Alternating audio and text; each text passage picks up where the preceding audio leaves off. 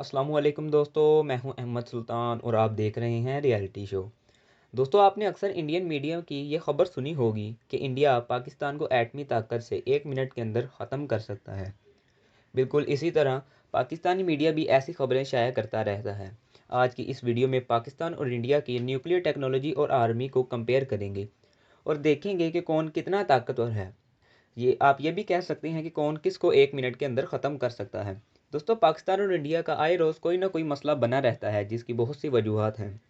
जिसकी एक सबसे बड़ी वजह इंडिया के करप्ट हुक्मरान और इंडिया का गंदा मीडिया है। इसकी दूसरी बड़ी वजह कश्मीर के मुसलमानों पर जुल्म सितम है। आए रोज़ पूरी दुनिया की इंटरनेशनल मीडिया भी इंडिया पर लानत करती रहती है। दोस्तों, इंडियन मीडिया पर चलाई जाने वाली ऐसी बेबुनियाद खबरें जो पाकिस्तान के ख़िलाफ़ होती हैं, इनमें ज़्यादातर तो झूठी होती हैं। आज हम पाकिस्तान और इंडिया का कंपैरिजन करेंगे कि अगर पाक भारत जंग होती है तो कौन किस को मिटा देगा। दोस्तों, वीडियो की तरफ बढ़ने से पहले अपने दोस्तों से गुजारिश करूँगा कि वो रियलिटी शो यूट्यूब चैनल को सब्सक्राइब करें ताकि रोज़ाना आने वाली इन्फॉर्मेटिव वीडियो सबसे पहले आप तक पहुँचे। तो सबसे पहले बात करते हैं मिलिट्री की। इंडिया के पास 32 लाख सोल्जर मौजूद हैं, जिनमें से 7 लाख तो सिर्फ इंडिया ने कश्मीर में तैनात कर रखे हैं। और अगर पाक आर्मी के सोल्जर की बात की जाए तो पाकिस्तान के पास 11 लाख सोल्जर मौजूद हैं। दोस्तों, किसी भी मुल्क की ज़मीनी जंग लड़ने के लिए हैवी और मजबूत टैंक की ज़रूरत होती है। अगर इंडिया की बात की जाए तो इंडिया के पास 6000 टैंक्स हैं और पाकिस्तान आर्मी के पास 4500 से ज़ायद टैंक्स मौजूद हैं। दोस्तों, हवाई जंग लड़ने के लिए जंगी तैयारों की ज़रूरत होती है, जिनकी मदद से किसी भी मुल्क को चंद ही घंटों में ख़त्म किया जा सकता है। दोस्तों, इंडिया के पास 620 से ज़ायद फाइटर जेट्स मौजूद है और पाकिस्तान के पास जबकि सिर्फ 430 फाइटर जेट्स ही मौजूद हैं। इसके बरक्स पाकिस्तान के पास अपना तैयार करदा JF-17 थंडर तैयारा मौजूद है, जो कि इंडिया में मौजूद सब फाइटर प्लेन से ज़्यादा एडवांस है। दोस्तों, अब बात करते हैं न्यूक्लियर वेपन्स की। दोस्तों, न्यूक्लियर वेपन वो वेपन होते हैं जो मिनटों के अंदर किसी भी शहर को तबाह कर सकते हैं। अगर इंडिया की बात की जाए तो इंडिया के पास 100 से 120 न्यूक्लियर वेपन्स मौजूद हैं, जबकि पाकिस्तान के पास 130 से 150 न्यूक्लियर वेपन्स हैं। तो इसके बाद बात करते हैं मिज़ाइल्स की। तो पाकिस्तान इंडिया से मिज़ाइल सिस्टम में भी बहुत आगे है।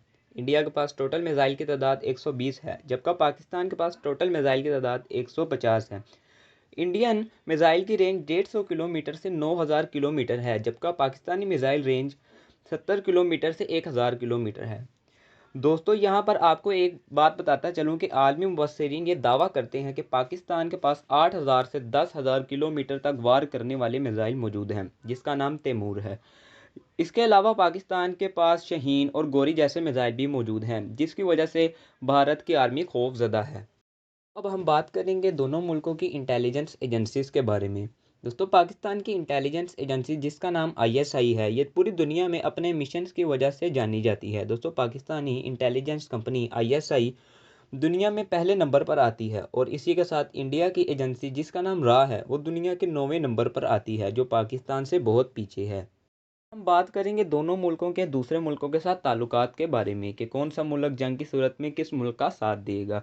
दोस्तों, चाइना और तुर्की पाकिस्तान के बहुत अच्छे दोस्त हैं जो जंग की सूरत में पाकिस्तान का भरपूर साथ देंगे। इसी का रशिया और दूसरे इस्लामिक मुल्क भी पाकिस्तान का साथ दे सकते हैं। दोस्तों, इंडिया के बारे में बात करें तो अमेरिका और इसराइल के साथ इंडिया के बहुत अच्छे ताल्लुकात हैं, लेकिन जंग की सूरत में अमेरिका और इसराइल इंडिया का बिल्कुल साथ नहीं दे।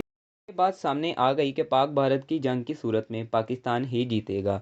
इसी के साथ आप सबसे एक दरख्वास्त है कि अगर वीडियो अच्छी लगे तो वीडियो को लाइक और चैनल को सब्सक्राइब और बेल आइकन को ज़रूर दबा लें और कमेंट्स में अपनी कीमती राय से हमें आगाह करें।